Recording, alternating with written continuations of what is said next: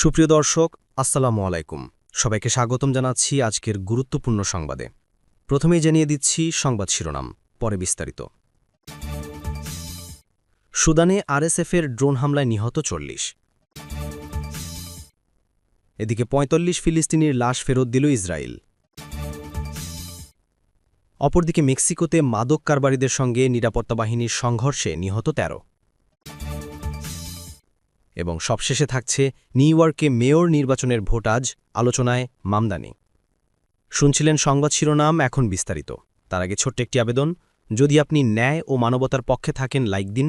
গাজার শিশুদের ভালোবাসা দেখাতে চাইলে কমেন্টসে লিখে জানান গাজায় শান্তি চাই, আর সাবস্ক্রাইব করুন আমার চ্যানেলটি, কারণ আমরা বলি সেই কথা যা অনেক মিডিয়া আড়াল করে। এখন চলুন বিস্তারিত দেখা যাক। সুদানে আরএসএফের ড্রোন হামলায় নিহত ৪০।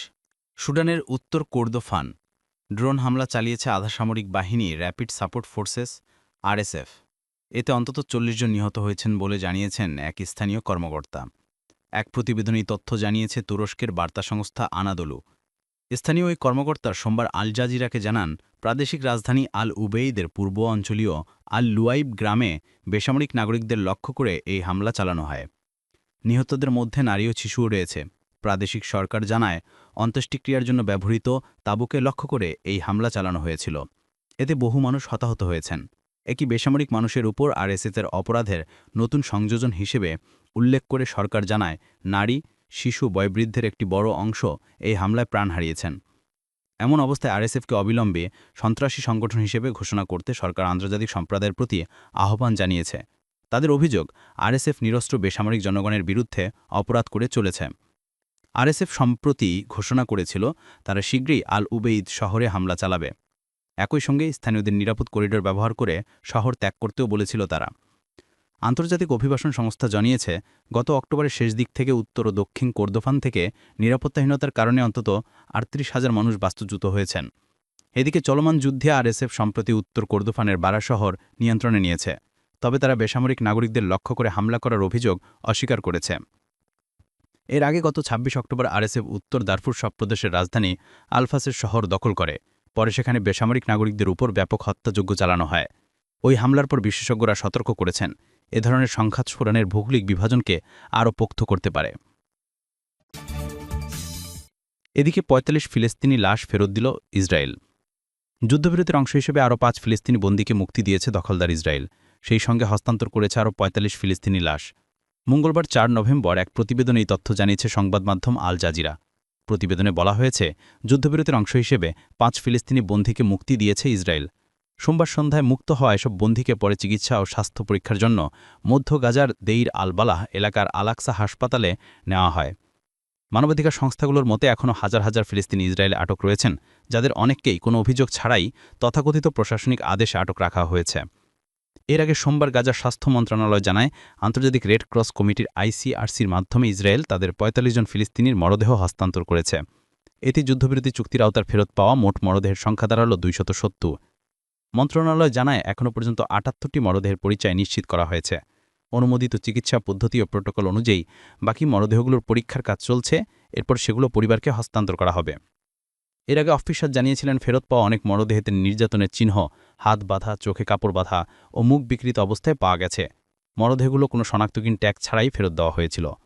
এদিকে যুদ্ধবিরতি চলমান থাকা সত্ত্বেও গাজায় হামলা চালিয়ে যাচ্ছে ইসরায়েল। নাসির মেডিকেল কমপ্লেক্সের এক সূত্র আল জাজিরাকে জানায়, সোমবার দক্ষিণ গাজার রাফার উত্তরে ইসরায়েলি হামলায় ৩ জন ফিলিস্তিনি নিহত হয়েছেন। ইসরায়েলি সেনাবাহিনী দাবি করেছে, কিছু ব্যক্তি হলুদ রেখা অতিক্রম করায় তারা দক্ষিণ গাজায় হামলা চালিয়েছে। এ ঘটনায় ৩ জনই নিহত হয়েছেন, সে ব্যাপার সেনাবাহিনীর পক্ষ থেকে দাবি করা হয়েছে বলেও এক সূত্র জানিয়েছেন। এছাড়া গাজা সিটির পূর্বাংশে দখলদার বাহিনীর গুলিতে এক শিশুসহ ৩ জন আহত হয়েছেন বলে আল আহলি আরব হাসপাতালের এক সূত্র জানিয়েছে। অপরদিকে মেক্সিকোতে মাদক কারবারিদের সঙ্গে নিরাপত্তা বাহিনীর সংঘর্ষে নিহত ১৩। প্রশান্ত মহাসাগর উপকূলীয় মেক্সিকোর সিনালোয়ায় রাজ্যের সশস্ত্র বাহিনীর সঙ্গে মাদক কারবারিদের সংঘর্ষের ঘটনা ঘটেছে। এতে অন্তত ১৩ হামলাকারী নিহত হয়েছেন। আজ দুপুরে এই ঘটনা ঘটেছে, বিষয়টি নিশ্চিত করেছেন দেশের নিরাপত্তা মন্ত্রী ওমার গার্সিয়া হারফুজ। খবর নিউ ইয়র্ক টাইমসের। তিনি জানান, মাদক কারবারিরা ৯ জনকে অপহরণ করেছিল। অভিযানের মাধ্যমে তাদের মুক্ত করা হয়েছে। এই সময় ৪ জনকে আটক করা হয়। এতে নিহত হয়েছেন মাদক কারবারিদের ১৩ জন। সিনালোয়া রাজ্যটি মাদক চোরাকারবারিদের কুখ্যাত চক্র সিনালোয়া কার্টেলের প্রভাবাধীন। কর্তৃপক্ষ ওই অঞ্চলটিকে তাদের নিয়ন্ত্রণ মুক্ত করার জন্য অভিযান চালাচ্ছেন, আর এইসব অভিযান ঘিরে প্রায় প্রাণঘাতী সংঘর্ষের ঘটনা ঘটছে। রাজ্যটিতে সিনালোয়া কার্টেলের উপদলগুলোর মধ্যে আগে থেকেই আঞ্চলিক নিয়ন্ত্রণ ও আধিপত্য নিয়ে সংঘাত চলছে। এর মধ্যে সরকারি বাহিনীর অভিযানের কারণে পরিস্থিতি আরও অস্থির হয়ে উঠেছে। এই রাজ্যটিতে শৃঙ্খলা ফিরিয়ে আনার চ্যালেঞ্জের মধ্যে রয়েছে মেক্সিকো সরকার। প্রতিবেশী যুক্তরাষ্ট্রের সেনাবাহিনী প্রেসিডেন্ট ডোনাল্ড ট্রাম্পের নির্দেশে ক্যারিবীয় সাগর ও প্রশান্ত মহাসাগর উপভূমাঞ্চলে সক্রিয় সন্দেহভাজন মাদক কারবারিদের বিরুদ্ধে প্রাণঘাতী আক্রমণ পরিচালনা করছেন। ইতোমধ্যে এই দুই জলসীমায় মার্কিন বাহিনীর আক্রমণে অন্তত 15টি কথিত মাদকবাহী নৌকা ধ্বংস ও 64 জন নিহত হয়েছেন। এবং সবশেষে থাকছে নিউ ইয়র্কে মেয়রের নির্বাচনের ভোট আজ আলোচনায় মামদানি। যুক্তরাষ্ট্রে নিউ ইয়র্কে মেয়র নির্বাচন আজ মঙ্গলবার 4 নভেম্বর। যদিও নির্বাচনের আগাম ভোট আগেই শুরু হয়েছে। 7,35,000-এরও বেশি মানুষ আগাম ভোট দিয়েছেন। নির্বাচনে গতকাল পর্যন্ত বিভিন্ন জরিতে ডেমোক্র্যাট প্রার্থী জোহরান মামদানি এগিয়ে রয়েছেন। মেয়র নির্বাচনের ভোট গ্রহণ চলবে স্থানীয় সময় সকাল 6টা থেকে রাত 9টা পর্যন্ত। প্রশাসনিকভাবে ম্যানহ্যাটন, ব্রুকলিন, কুইন্স, ব্রোঙ্কস ও স্ট্যাটিন আইল্যান্ডে বিভক্ত নিউ ইয়র্ক সিটি একক জনপ্রিয় ভোটে মেয়র নির্বাচন করে। ডেমোক্র্যাট প্রার্থী জোহরান মামদানি এখনও পর্যন্ত বিভিন্ন জরিপে স্পষ্টভাবে এগিয়ে রয়েছেন। এমারসন কলেজ, PIX, 11 ও দ্য হিলের যৌথ জরিপে দেখা গেছে মামদানি 50% সমর্থন নিয়ে এগিয়ে আছেন। তার নিকটতম প্রতিদ্বন্দ্বী সাবেক গভর্নর অ্যান্ড্রু কুয়োমোর সমর্থন 25%, রিপাবলিকান প্রার্থী কার্টিস সিলিওয়ার সমর্থন 21%। অন্যদিকে সাবেক গভর্নর অ্যান্ড্রু কুয়োমো প্রাইমারিতে পরাজয়ের পর স্বতন্ত্র প্রার্থী হয়ে লড়ছেন। তিনি অপরাধ দমন ও অর্থনৈতিক স্থিতিশীলতা ফেরানোর প্রতিশ্রুতি দিয়ে মধ্যমন্ত্রী ভোটারদের কাছে টানার চেষ্টা করছেন। রিপাবলিকান প্রার্থী কার্টিস সিলুয়া আইন শৃঙ্খলা ইস্যুতে প্রচারণা চালালে ঐতিহ্যগতভাবে ডেমোক্র্যাট ঘাসা শহরে তার সম্ভাবনা সীমিত।